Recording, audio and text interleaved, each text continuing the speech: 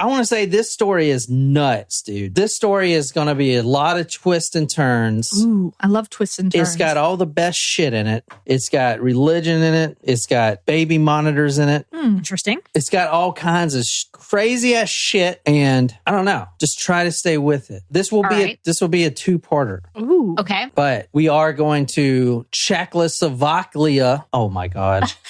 We're not laughing at you or just laughing at the context from the earlier conversation. Czechoslovakia. No, you're laughing at me because I'm a fucking redneck. You're not. No, you are John fucking Perry and you have a successful podcast. And just because you mispronounce one word doesn't mean that you are any less than Czechoslovakia. You got it. Oh, so you got it the first time. No, not the first time. All right. Tonight we're going to the Czech Republic. We're actually going to a town of Kurim. If you know that name, Kurim, and you know the story, you know it's crazy, number one, and you know exactly what story I'm doing. Is this a request from someone by chance? No, but it is a Ryan Green book, which I was like, sweet. Oh, you love Ryan Green. Yeah. Well, actually, I think this is one of his other aliases. I know it's all the same fucking person, though. I know it. Anyway, does anyone out there know the Kurim story? Kurim.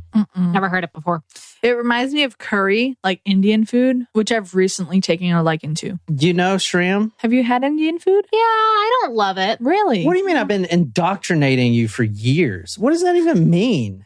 You said before that you have given us Stockholm syndrome. Well, yeah, y'all keep showing the fuck up here. I don't And I said, yeah, you've been indoctrinating us for years into your cult. Yeah, I'm under contract. So in the house we're moving to, there's actually like a dungeon. I'm gonna build like Not yet. You can talk that. You can put that in the contract for the we'll builders. have to build probably. that. Yeah. I'm gonna dig a hole. Are you gonna put a basement in? You cannot put basements in this area. Oh, no. in South Carolina, that's right. I forgot. Not here But anyway. in the It's your country. house. You can put whatever you want. I'm gonna put one of those hurricane houses, those titty houses, but it's gonna be small. Okay. Like a she shed? Yeah, it's gonna be just small enough for me and my The dog dogs. Hubble to get in. So in case a hurricane comes. You're picking Hubble in this instance. Wow, I'm surprised it's not But Luna. Nicole, you can drive 45 minutes to the northwest to my house where it's a little bit safer. Where you'll get stabbed by a meth head. That's not correct. My neighborhood actually has a very low incidence of crime. Like zero. I'll take my chances with a Cat 5 hurricane. All right. Enough. Okay, so that was being mean, but... No, I didn't think that was mean. All right. Does anybody know that story? Yes or no? Kurim, Kurim. No. Kurim. I'm drunk. Good luck getting fed, John. What the fuck is that supposed to mean? Think about I it. will stop feeding you. Yeah, if Niquias is gone, you're in. I feel like y'all should apologize to me. Like everyone on here. Everyone's been mean to me lately. Do we just need to start over, everybody? I don't think so. I think we're fine. Are you okay? All right. May 7th, 2007, we're going to South Moravia, the Czech Republic. A very small village called Kurim. Kurim. Now, I'm going to read this, not because a trigger warning, but more of a, wow, this is going to be fucked up type of warning. But this is in the... We don't do trigger Those warnings. are two different things, FYI. A trigger warning and a wow, that's going to be fucked up warning are two different levels. So this is higher than a trigger warning. All right. This is from the book I read about this. If you are especially sensitive to accounts of the suffering of children, you may find it advisable not to read any farther. Okay. If, however, you seek to understand the darker side of human nature by coming face to face with it, then this book is written for you. I'm pulled away and pulled in at the same time. Yeah, I'm intrigued. Let's do this. I know this is going to be disturbing for me, but it will also probably be somewhat interesting. Mostly disturbing, I'm assuming. May 7th, 2007. And I'm not going to go to the Google Earth. Czech Republic is one of those countries over there. Where's that by? Yugoslavia. Where's that by? Yugoslavia. I don't Ukraine. think is a country Russia. anymore. Oh, Russia. Slovakia is a country and Czech Republic is Ukraine. How's that war in Ukraine coming? Not great. Still going. Still going? All right. Tonight we're going to May 7th, 2007, Czech Republic. We're starting with an Edward. Oh, Martin says, if it's the one I think, I did request it. All right, Martin. Let's see. Did you request this? I do seem to take credit for y'all's request. No, not you. No one has ever heard this before, ever. I don't mean to do it. You just get an idea and you're like, oh man, where did this come from? It's just honestly, popped into my brain. If you requested it, then it's, So this one... I mean, how many stories are requested in the Czech Republic? You know what I mean? So this story is requested by Martin, our good friend. All right, Martin. Hey, Martin. Let us know when your shirt gets it to you. And if it doesn't, mid-next week, we'll send you another one. It's still not there yet? It got lost. lost. The post office told them that they lost it. What? I know. So I think if you don't get it by Wednesday, we're just going to mail another one. Because I was super slow in getting it out to you in the first place. So I feel terrible. All right. May 7th, 2007, Czech Republic. An Edward... I'm not going to pronounce his name. It's a very simple name, Trdy, and I'm pretty sure it's not Turdy. Or is it? I don't know. Turdy. Turdy. We will call him Turdy, though. Edward Turdy. That was great. So Edward Turdy, he was ecstatic this day. He just found out that his wife, now he's out of town. He's in the town of Kurim. He's not from there. He's working and he's renting a little apartment. And he just found out that his wife sent him a baby monitor. It's one of those baby monitors that you can watch your baby from another location. So it has a video too. Yeah, video. Oh, from out of the country. Yeah. Wow. Okay. So, does he travel a lot? Yeah, he travels. This guy, Edward, is super excited. He starts unboxing it. Oh, where's the battery? He's got to put the batteries in. He's doing all this. He's got to put the IP address to see his newborn baby, which is at his house. Mm-hmm. And he wants to just always watch the newborn baby. He's a very proud father. Right. First child and everything. In fact, his wife had just gone into labor. So this is a brand new baby. He gets this baby monitor on and it's working. However, the house doesn't really look like his.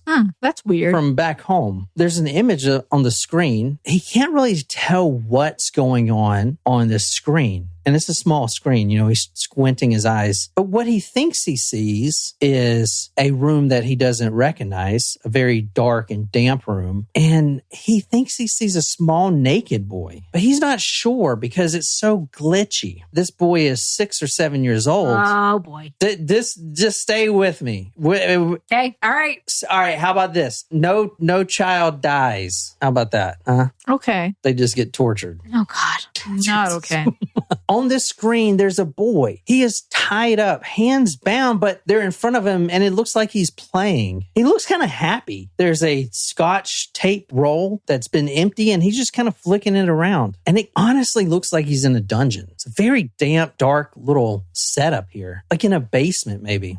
So what is he seeing at this point? This isn't his baby. Yeah, this isn't what he was expecting. This isn't his baby because his baby's brand new and this isn't his house. So what is he looking at? Is this some kind of weird movie that's being cast somewhere and his baby monitor is picking up the signal? He comes to the conclusion that it's picking up someone else's signal. And this is a little concerning. Yeah, I'd say. The boy is not being tortured or anything, but why is his hands bound? Where is he? Yeah. Why is it so dark? Why is it so glitchy and just weird looking? So, what do you guys think so far? Well, my one thought is that maybe someone switched out the two units. Like, if you have a baby monitor, you have like 2 units in a box. Maybe someone like switched out the units in a retail store inadvertently, or maybe on purpose. Or maybe he was involved in a, underground child sex ring or something. This is what he sees. This is the actual image. The boy doesn't look starved. The boy doesn't look beaten, but that's him. Oh, that is definitely not a newborn. That is the actual image you see there. It's from Getty Images. Yeah. Why does the bottom say move your customers? Is this like a child sex trafficking thing? No, that's a Google advertising thing. Oh, well, that is a very But you can buy this for $499. No. This child. I'm just kidding. You can buy the photo of the child for $500. What? Yeah. That's fucked That's up. how it works. You can buy this photo for $500.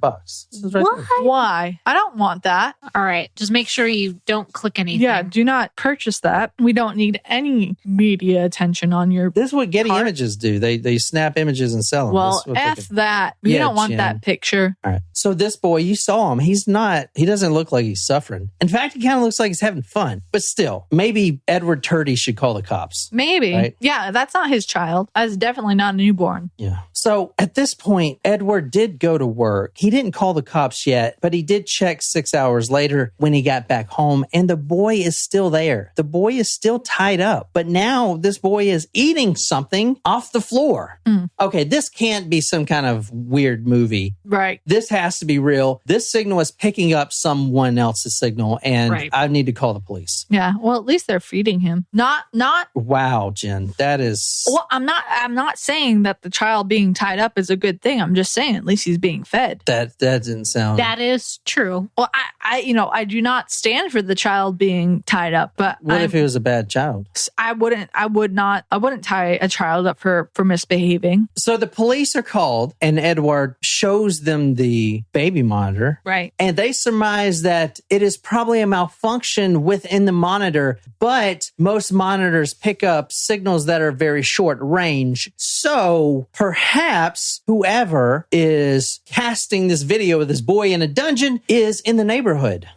So they go to the next door neighbor, and this is like an apartment setup. And a 29-year-old Flora Mariova answers the door. She's the next door neighbor. She's been living there about a year and a half. She's a recluse. She said, "No, I don't know what you're talking about. There's no boy here. I do have a 13-year-old daughter, Anika, who has some developmental challenges, and she would be very upset if a bunch of cops come stomping around here." That's not suspicious. Their hands are behind their back at this point because they can't just go in. They don't have any hard evidence that this woman even has a son or a boy in the basement. They can't just go in. They don't know that for sure. So they go back to Edward, who is still watching the baby monitor. And the next door neighbor, Clara, she didn't actually realize that this baby monitor situation was going on. The cops just came and asked her if there was a boy in a dungeon. She said, "No, what are you talking about?" They go back to Edward and they look at the baby monitor again. When the police walked back next door to Edward's home, he had recorded a conversation when the police were there from Clara talking to the child, in the basement through the wall when the police left. Or it seemed like it was. The smoking gun was the police heard a children's song in the background. When they were there interviewing her? When they were there interviewing her. Ooh, I don't like that. They go back, and Edward, who had recorded some of the things, they listen to it and they say, "Wait, that's the same song that we were hearing coming from that house."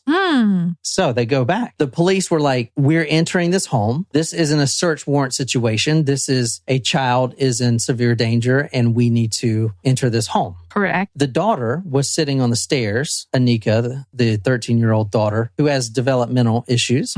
She reacted very badly to this news. As the police walked in, she starts screaming. A 13-year-old girl is screaming and pulling her hair. There's obviously some problems here.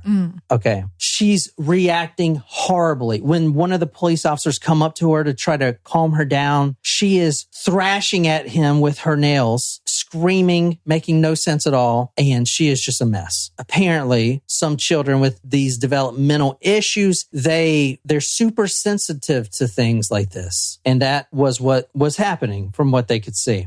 The two officers that entered this house, though, they did a search, but there's no basement. There's nothing. They didn't hear a boy in the wall. There's nothing here. So now they're dumbfounded. Like, what? Like, we know this is the place. We heard the song. Plus, we saw Clara on the video seeming like she was telling someone to be quiet. And then one of the officers, they spotted a room where they haven't been yet. It was a smaller room. It wasn't hidden, but it was under the stairs. So think of Harry Potter. Think of 4 Privet Drive. So you had a room under the staircase. I'm proud of you for remembering that. That was the one thing that got from the books that he got with him. Yeah. No, I just wrote it down here. I looked looked it up. But still. But yeah. So under this little staircase at 4 Privet Drive, there was a padlock on the door. What's this? We need to open this. Clara goes over there, the mother supposedly. I can't go in there. I moved in here a year and a half ago, and whoever I'm renting it from never gave me a key. I don't know what's in there. Lies. So the firefighters were called in, and they had a key. It was a big old bolt cutter key. Bolt cutter. But as they cut the lock of this padlock, they were really surprised when not only Clara, but her sister, her older sister, 31, so Clara's 29, her older sister, Katerina, 31 years old, and the 13-year-old daughter both jumped in front of the firefighters and sat on their bottoms in front of the door, obstructing their path to the door. So it was like a protester thing, you know, when they jump in front of the trees and stuff. Yeah. They weren't being violent. They were just saying, you're not going in this room. Right. Even the 13-year-old joined in, sat right there, and they were not going to let these firefighters in this room. They didn't want them to find Harry Potter. They sat there like a 100-year-old oak tree facing a powerful storm. What a great analogy.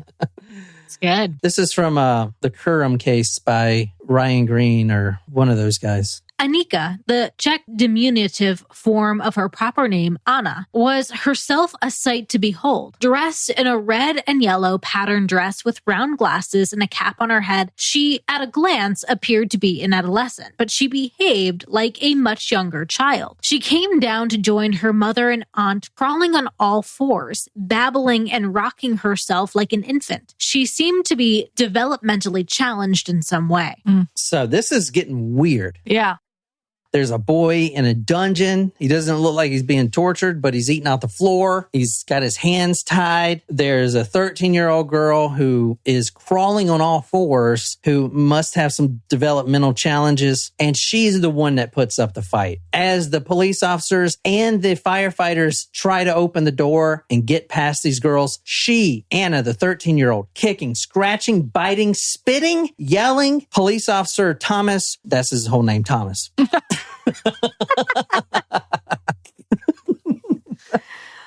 Oh, man. Thomas, the police officer, gets the brunt of the attacks. He also noticed that Anna, who was the one attacking him, was very violent, but he also noticed how weak she was, even for a 13-year-old. It's like she wasn't nourished well enough to fight.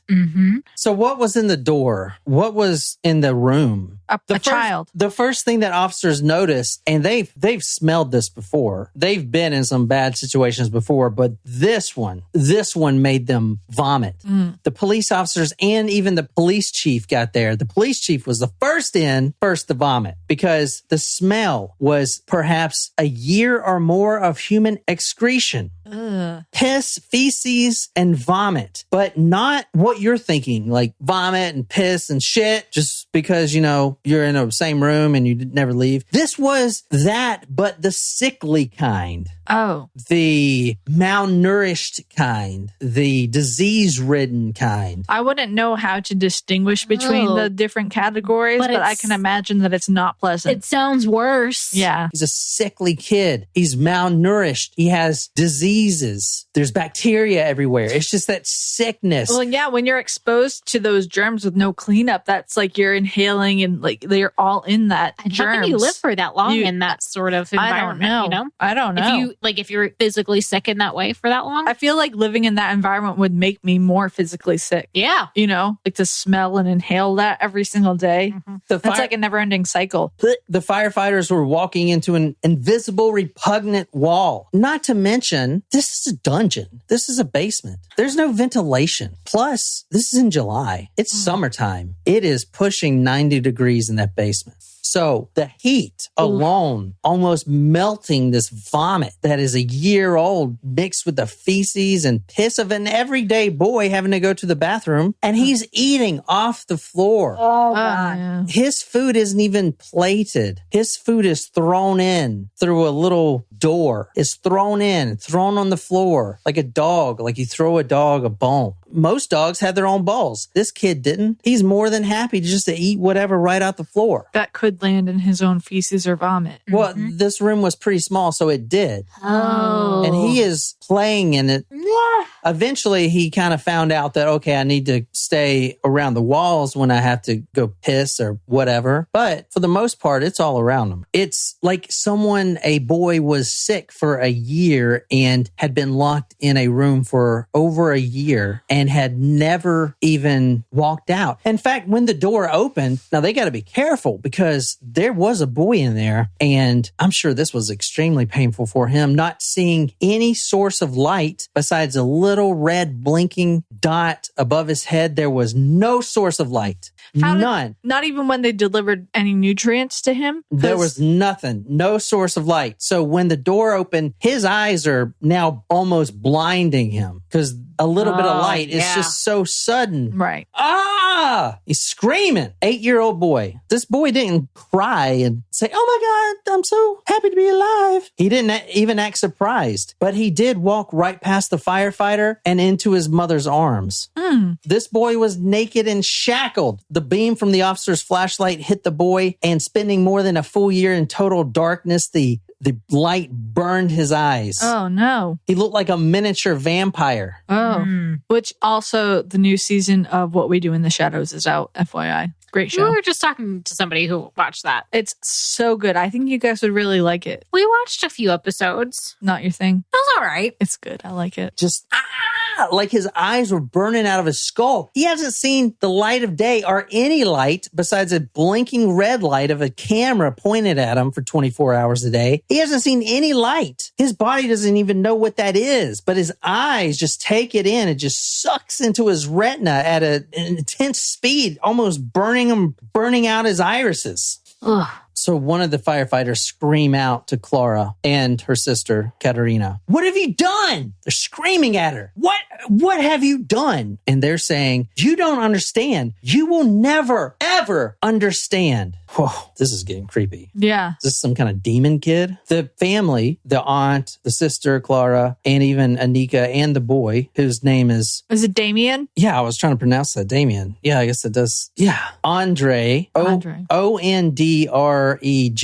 Andrej. What do you think? I think that's a Czech Slightly name. different. It's surprising that he ran out into his mother's arms, but I'm not going to digress past that. The mother crying, sobbing on her knees. You don't understand what you've just done. You will never understand this. Well, try to explain it to me, ma'am. Paramedics were called to the scene, but first the police had to take a photograph of the crime scene in the state in which it was found before they could help him. When the camera was brought in and pointed at him, little Andre did something that would cause the heart of anyone with a shred of decency and any kind of deductive capability to sink. Still bound up as he was, he looked straight into the camera and smiled. Oh, That's fucking creepy. yeah, that is kind of creepy. Very creepy. That's like what horror movie creepy. What is wrong with this kid? Well, I think this is actually a case of Stockholm Syndrome. I don't know. Unlike the previous case where we were trying to talk about how Carla perhaps was. I think under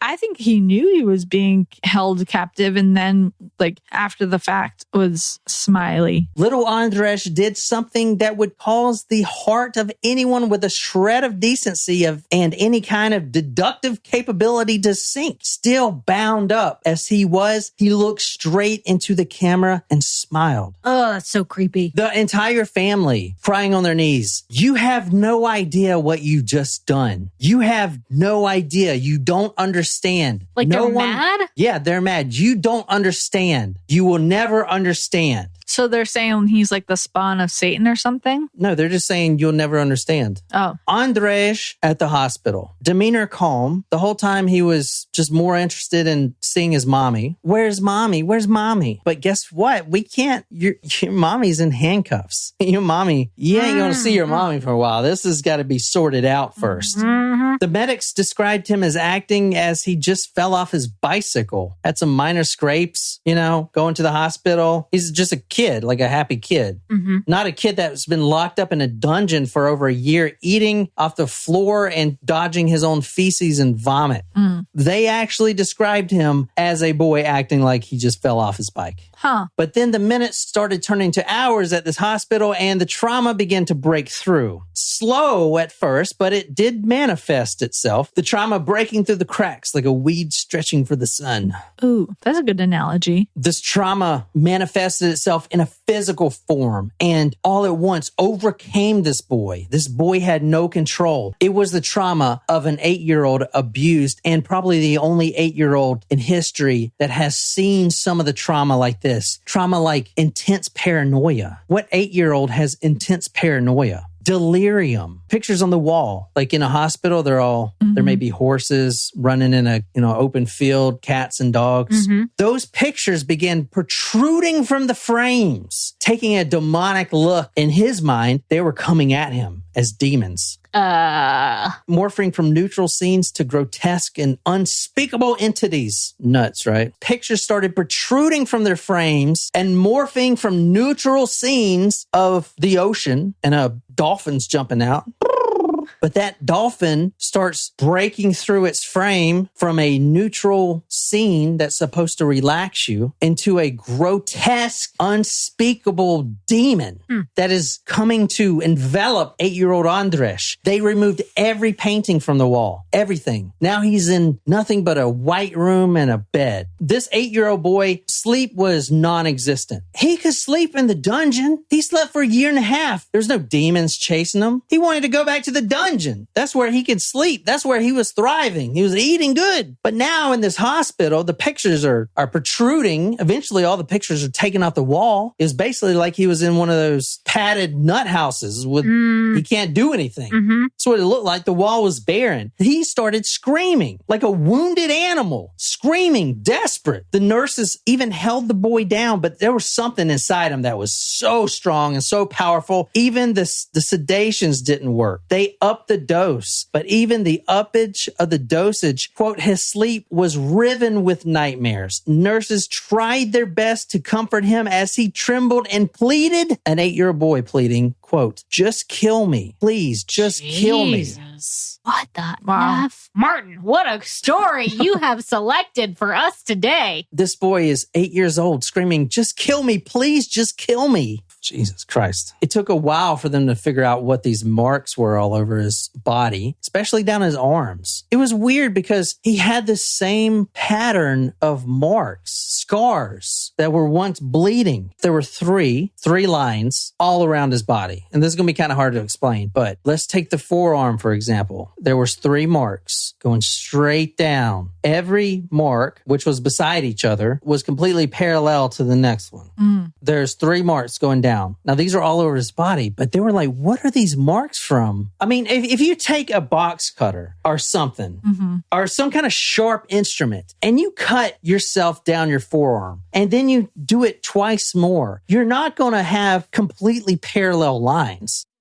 That it's interesting that he had 3 perpendicular lines or parallel lines instead of perpendicular lines. If you want to do damage, you would cut perpendicular because you open up the artery. But if you go along the artery, what? No. If you want to kill yourself, you cut this way. No. Yes, you do, because you open up that whole artery right there. Nope. The artery but goes we should down not be your arm. talking about this on YouTube unless we want to get banned. Correct. I promise you guys, you cut vertically. No. I'm not making any guarantees, but I don't know. I'm going to look it up because I know I'm right on this one. So if you cut them this way, that's an easy patch job. If you cut the artery, flay it open like a hot dog, you can't patch that shit up. Most people, you miss the artery that way. A lot of people, and your veins are thin. If you do that, you're completely slicing your artery. That's the whole point. Yeah. This is a very interesting case. I know. I want to know what he was smiling about. Like, was he smiling because he knew he was psychotic? Or was he psychotic because they just put him in the dungeon? Or was he put in the dungeon because he was psychotic?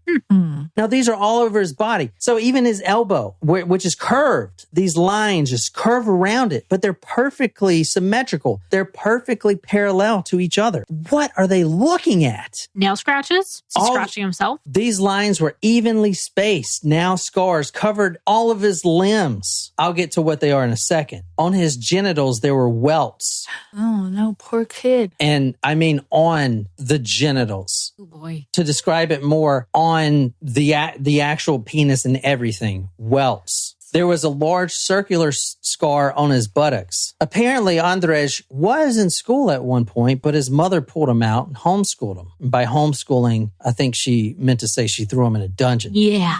Let's not call that homeschooling. Yeah. But since she pulled him out of school for a hearing problem, the abuse began. That was December 2006 when he was pulled from school. And since then, every minute of every day, he was forced to live in darkness under the stairs. Nuts. Jesus. All right. Was there any issues that he had before he was forced in this dungeon, Hearing problems. That's what she said. That's it? Or she... Like selective hearing problems or legitimate hearing problems? Yeah, you know what I mean? Was he not listening to her? Was he a kid who doesn't want to listen to his parent? Well, as you're going to see, these people are really fucked up. Well, I would say so.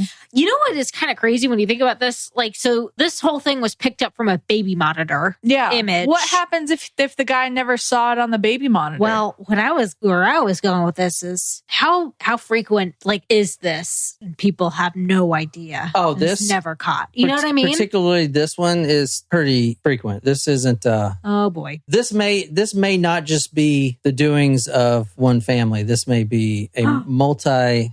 Like a sex ring? Oh, no. Or a pedophile ring? Oh, no. All right. Oh, I think you hit the nail on the head because he didn't respond. So Don't like that. let's talk about Anna, the 13-year-old. Now, she's not locked up. Obviously, she's 13 and she's Developmentally challenged, but right? she was sort of clawing at the officers or whatever, but she is also has problems. Correct. Is he developmentally challenged as well? Or was he just the victim because he was a male? Or Well, so they're going to talk eventually, but they're reluctant to say anything at first. Well, we're going to get into all that. okay. Because it kind of reminds me of the case. I'm sorry to stop you from your story, but there was the case of the child that was kept up in an attic all of her life, and she couldn't speak because she wasn't taught how to speak. It's like one of the classic examples in your psychology 101 class. I don't remember the child's name, but she was kept locked up and she never learned how to speak or anything like that because she was kept away. So was he kept from? He was in school, you said. How Before. Yeah. Until he was 7. Okay. He was a normal kid. So he knew how to communicate. Yeah. Okay. Let's talk about Anna a little bit. She wouldn't say anything at the hospital. She didn't want to say anything at all. So it was almost like she couldn't talk. She could scream, she could spit, she could yell, but she couldn't talk. She couldn't voice words. So they gave her a pad and some crayons. Let's just have her doodle. Let's see what the doodles are going to look like. What do you think a 13-year-old living in this environment would doodle?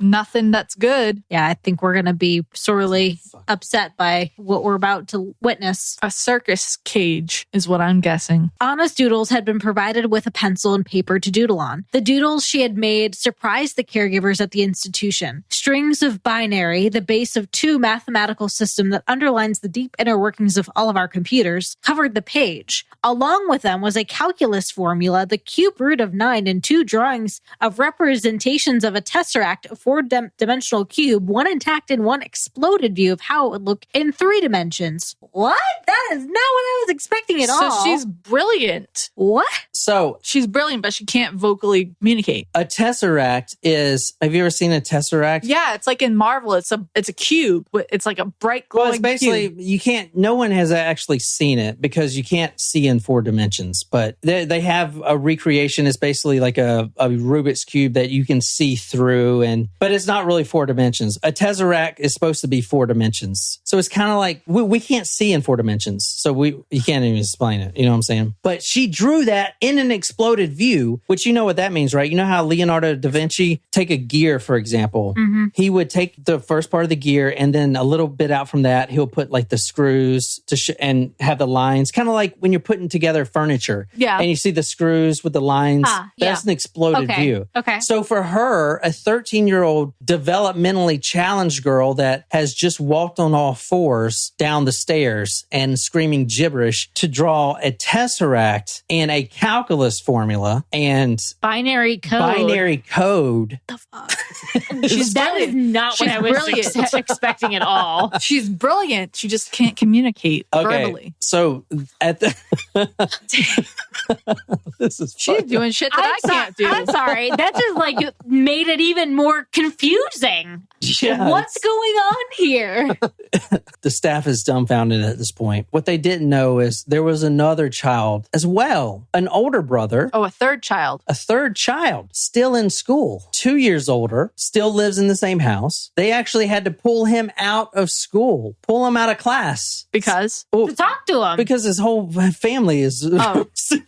His house got raided. What do you mean? No, I wasn't. I thought you were saying like the parents, but the caregivers pulled him out of class like they pulled the child, the youngest boy. He wouldn't say a word. He's very vocal in class. Good kid, answering questions. Smart, but all of a sudden clams up. They try to ask him about some scars they're finding on his body. He's not saying anything. They achieved little success. He seemed extremely reluctant to speak, more even than a child in the company of strangers would expect it to. He avoided all eye contact, keeping his attention fixed on the book he had been given to keep him occupied. So this boy is 10 years old. His name is Jacob, Jakub. Examinations of his body showed scars similar to those of Andres, with the exception of the large one on the buttocks. When they ask him about the scars, like, what are these scars? Why do you have the same markings? The same 3 lines going down in perfect symmetry? A pet gerbil. I don't know about that. Okay, a pet gerbil. All right. What are these welts on your genitals? I was camping and they're wasp stings. Camping? You never left the basement. So wasp no, stings? this is a different. That's right. What kind of psychology is this? A 10-year-old boy lying, immediately saying welts on his genitals are wasp stings. Yeah, what are they doing? Why are you naked camping? Why is he not saying the truth? Like, why is immediately he's hiding it? From, like, what is going on here? Sounds like abuse to me. What are these scars? They finally got this out of them. Okay, tell me what this is. We're just curious at this point. How are they making these scars? Well, when's the last time you ate something? Oh, a fork? A fork. Oh. Is he trying to eat himself? No, I think they had a hot fork and they were like... The fork. 3 lines going down, perfectly spaced all over their bodies. The fork dragging on their skin. A hot fork. I was thinking it was fingernails. Yeah. No, I mean, the fork it'd be evenly makes more spaced. sense. Yeah. Okay. Forks. Wow. What they do? Put the fork in the fire and then like forge it and... Or were they like actually piercing the skin with fork? Oh, I don't like either answer. No, they scrape down. Ugh. Jesus. I mean, they're like, what is going on here? Jacob, what about the welts? We know they aren't wasp stings. Yeah. Tell us, Jacob. These are multiple bumps on his genitals, on his penis. They look like chicken pox. I mean, I'm talking about the testicles, the head, the shaft, everything. Okay. Mommy likes to smoke cigarettes. Oh, no. And every time she finishes and takes that last drag, She put cigarette burns on her children's genitalia. This woman needs to be put into the hole. Like she put her youngest son. Let's go back to Anna. Now, a couple days go by. The staff at the Children's Institute find her impossible to treat. They couldn't even get her clothes off of her, but she did have extensive scarring, just like her siblings. She was biting, spitting, scratching. They finally let her just relax. Okay, we're going to, we'll send the food in. You won't see us for 2 days. Literally, you have to relax. On May 12th, 5 days after she was in the institution, they decided it was time. Let's see if she has calmed down. 5 days of screaming, spitting, yelling, crying hysterically. Because she's nonverbal, correct? Yep. Yeah. 5 days go by. She hasn't changed clothes. She's been defecating on herself. She hasn't taken a shower. She's at risk of becoming very sick. So at 8 a.m., the nurses go in there and a cleaning crew of nurses because they got to clean all this up, right? The nurses, before they open the door, because they know they're about to get scratched and spit at, they fill this sense of relief because they're listening to the door. Was she sleeping? I don't hear her screaming. This could be good. We're getting somewhere. We're breaking through. No noise. Let's let her sleep a little while longer because Lord knows she needs it. They finally come back and open the door. And what do you think they see? Either a dead body or she was ready to attack. She's gone. She's gone. Oh! Jesus Christ. That's even better than my answers. It appeared she had figured out how to open one of the windows. Okay, what? She's smart. If she can draw a tesseract, she can open a window. Give her some credit. She's on the third floor of an institution. Isn't it like bars over the windows and shit? Apparently not in Czechoslovakia. Yeah, but she's on like the third floor of an institution. Yeah, but she can draw a tesseract. She can escape. But she can't even walk. She's crawling on all fours. Give her some credit. Give the girl some credit. Is she faking it? No, she's not faking it. She's just smarter. Is she faking the non-verbal part? I don't know. I don't think so. I don't think you can fake that. It appeared she had figured out how to open one of the windows and climbed out. No one could determine whether she had escaped on her own or had been aided by somebody. Neither prospect was palatable. Either there was a mentally challenged girl alone and lost in the woods nearby, or she had been whisked away by co-conspirators or participants in the torture of the boys. If the latter was the case, whatever they had planned for her was not likely to be good. Where did she go? I'm just going to be honest. In Czech Republic, you don't want to be lost in the woods. I don't think you want to be lost in the woods anywhere. So now you had the biggest search to take place in Czech history at this point, because there is a 13-year-old mentally challenged girl who escaped an institution. She is in the woods because this isn't like America where there's a Burger King next door or whatever. Like this is the institution and then nothing but woods and wolves. Woods and wolves. So they have to find her and like quick, okay, before she gets eaten alive. Like that movie with Leonardo DiCaprio and the bear. The Revenant. Yeah. Or perhaps someone had taken her. They came in, snuck in, taken her. Was anyone watching her room though? I mean... Well, she got out the window. No, and I'll tell you why. Because at first, they got the perpetrators. Right. The sister, or the mother, Clara, and her sister are in handcuffs. That's it. Where's the dad?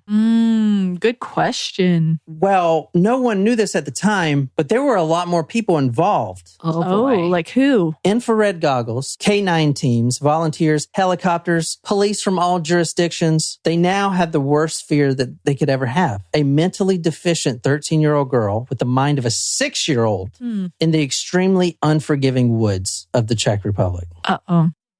All right. So what do you guys think so far? Crazy. I think it was planned. I think she's smarter than people are giving her credit for. This is Anna right here with her mother. Right here. You see her? Oh, yeah. She's smart. You can tell. She's smart. Is there anything weird about this photo? Like, is the mother smiling weird or anything? She's smiling, but like... She's looking down. Yeah. She's like not looking at her mom or hugging back, really. Not a lot of affection towards the daughter there. They don't know if she's out in the woods. Did she escape herself? Does she have help? Is she dead? What's going on? At the same time, a task force of sorts was formed to start sorting out this web of craziness. Yeah, because you have the abused boy in the dungeon. Now you have a 13-year-old mentally disabled child who has not only been institutionalized but has escaped and is nonverbal and is in the woods. And in the woods. This is just a mess. Well, I'm going to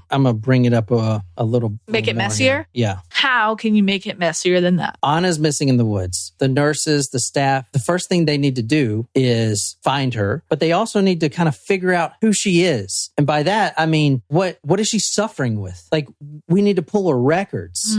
We need to see what mental deficiencies she has. Right. So they go back to her records and they have to go through the court to do this. Now, what they find is Anna was actually adopted. Okay. Oh. So this is, okay, so maybe Clara adopted her. She sure wasn't blonde like the mother, you know. Oh, yeah. So maybe she's adopted. Yeah. So she's adopted. Okay. Let's go back to the records. They get the court records of all the adoptions. Now, how that works in America too is if you're going to adopt someone, the child is also in the courtroom with you. Okay. And the child has to get tests done. Even in Czech Republic, it's a big deal. A lot of paperwork, a lot of tests. They go back, they see that Clara had adopted Anna. And it was a whole process done under judges, psychiatric people, everybody. It was legal. It was very legal and done by a lot of people. A lot of people in the courtroom. Okay. So they pulled Anna's DNA to try to test to see what deficiencies she had. They had to go back to the adoption process. They then, just out of a whim, decided to pull and match Her DNA? Anna's DNA from inside the hospital where she was just staying. To what? To her adoption to her adoption DNA. It didn't match, did it? It didn't match. Who is this girl? What? I told you, right? Who is this girl? And what happened to Annika? I told you. The DNA from her being adopted, which was through judges, through court officials, the adoption process is apparently extremely strict. The DNA does not match whoever was in this hospital. What? Completely different DNA. Who the fuck was in this hospital? Oh my God. Who escaped out of the window? And where's the girl that was adopted? Who is this girl I see staring back at me? That's a cliffhanger. Wow. The DNA doesn't match. The DNA of her adoption was side by side, however they do it, tried to be matched with the DNA they took from her in the hospital, and it was completely different. Anna, whoever was in that house, was not the same person who was adopted, or either whoever was in that house was not the same person who was in the hospital. There's something weird somewhere. Two different. There's a lot of weird somewhere. It seems like there are two different people. Well, I'd say. So what do you guys think of that? I don't even know what to think. The next episode, the first thing we need to figure out is, who the fuck is Anna? Yeah. Who is this 13-year-old developmentally challenged girl drawing tesseracts, but then she has completely different DNA than the adopted one 2 years before? Who is this? Do they even look alike? You wouldn't know because she was probably kept up in a room. Wow. So we'll get back to that. Wow. Yeah. This story's fucked. Damn. I'll say. Oh my God. I can't believe we're doing this in 2 parts. This is so annoying. This story's Shit. fucking crazy. Yeah. Yeah. This is a good one. Yeah. Thanks, Martin. Yeah, this one's it gets a lot weirder. Wow. Well, we're gonna bring religious aspects into it, some cultish I wasn't aspects. expecting that. I wasn't expecting cult. Yeah. I was thinking this was like a pedophile ring. Yeah, that's what I was thinking. Actually, I wasn't even thinking like that. Epstein type thing. Yeah. All right. Well, that's it. Until next time, good night, you lovely, lovely people.